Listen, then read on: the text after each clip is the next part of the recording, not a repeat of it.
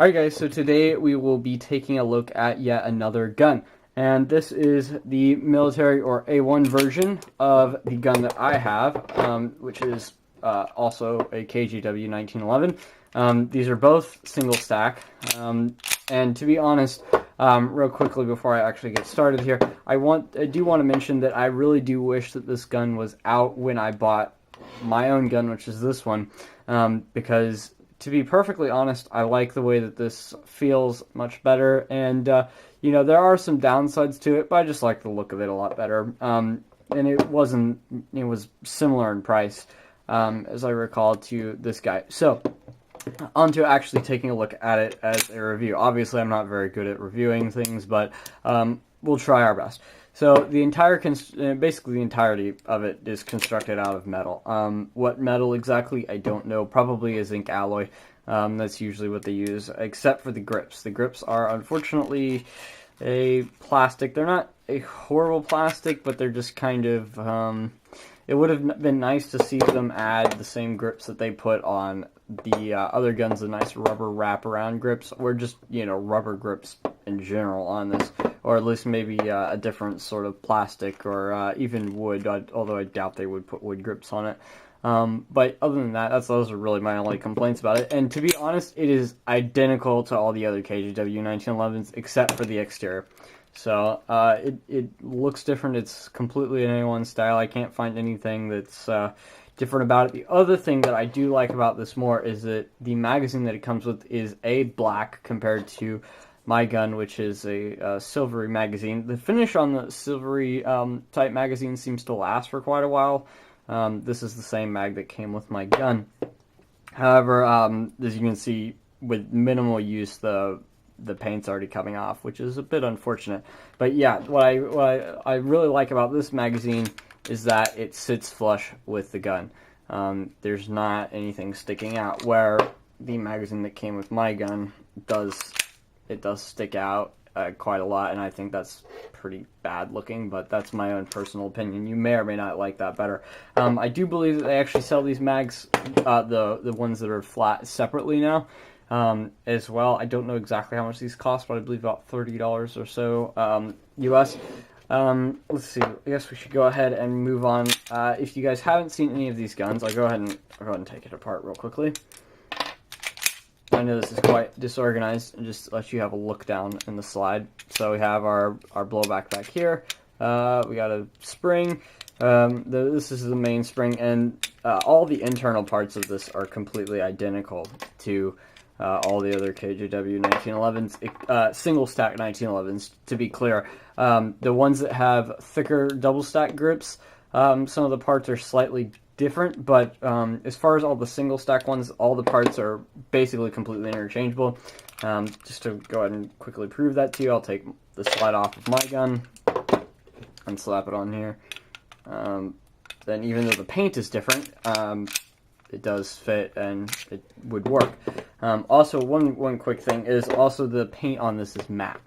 I really like the matte, so you can see it compared to my slide, which is this glossy black. I really do prefer the matte. The only thing, otherwise, I wish that they probably could have done a little bit better on the sights, but these are the true A1 style sights that are non-adjustable, so good, bad, ugly, whatever. It kind of boils down to personal preference. If you really, really wanted to change these, though, you can't. Not on this slide. They're actually molded into the slide, so you would have to buy another slide, which would be a real pain. So just quickly disassemble it here. I managed to get that out. So as you can see, just by looking at the parts there, they're all completely identical in fit and finish. I will go ahead and real quickly give you a look at the lettering on the side here, if you're curious to know what that reads off as.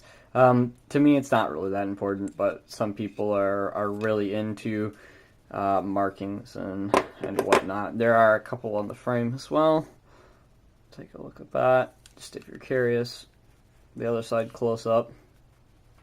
But to be perfectly honest, this is the quality that you would expect out of KJW. As far as I'm concerned, these are the best gas pistols that any manufacturer has made. I mean, as far as I'm concerned, well, I mean, I haven't had any issues with mine really. The hammer did break, but it didn't, stop the gun from functioning. It was one of the skeletonized hammers, and it did crack after quite a while though. This one's not. But I do anticipate at some point in this gun's life having the hammer break. When I'd probably very, very long time, to be perfectly honest. These seem to last forever. I mean, I've had mine for, well, I mean, since before I started the channel, so probably 3 or 4 years going on now, and it's still just as good as it came out of the box. So I think those really my personal opinions on that one. Oh yes, real quickly though, the slide will hold open on an empty magazine. You have your slide release. The grip safety functions. The regular safety obviously functions. Depressing it, can't pull the trigger.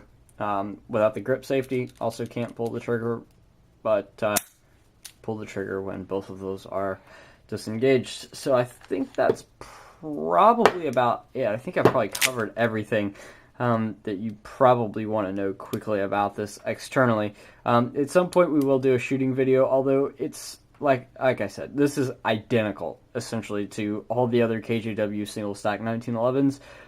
It is, by the way, if you didn't know, that all these are compatible with all Tokyo Marui parts. So basically, if you need a new part for this gun, don't worry about it. They're very easy to come by, which, trust me, is a big deal, especially with guns like the Elite Force 1911, which is completely non-standard. If a part breaks, you're basically screwed. You can't get a new one. The manufacturer, sometimes you can send it in, they'll fix it, but yeah, no such problems with this. And to be perfectly honest, oh yeah, also these are made in Taiwan instead of China, which it doesn't sound like much, but that is actually a fairly big deal. If you guys don't know or you're new to airsoft, guns that come out of Taiwan are significantly better, like by far. The fit and finish is just far better. They obviously care quite a bit more. The ones that come out of China are just usually pretty much garbage, but that's beside the point. So yeah, it shoots well. It seems to be, it's just as accurate. I mean, internally it's identical to my gun, so basically just as accurate. It shoots quite well, and honestly, I don't have any complaints about it, other than I would have liked to see better grips, and that's about it, because otherwise you change the sights, then you're starting to go away from the true A1 style, which I do like to see. I don't think that there are enough of the true A1 style guns out there anymore, because most people don't like them. Also, if you put in a full magazine, you can just release the slide just by pulling back on it and it'll drop, which is, I suppose, quite useful. But other than that, I don't really have much else to say about it. The only thing that is different that I can see is the orange tip is plastic. It's not actually part of the slide in mine.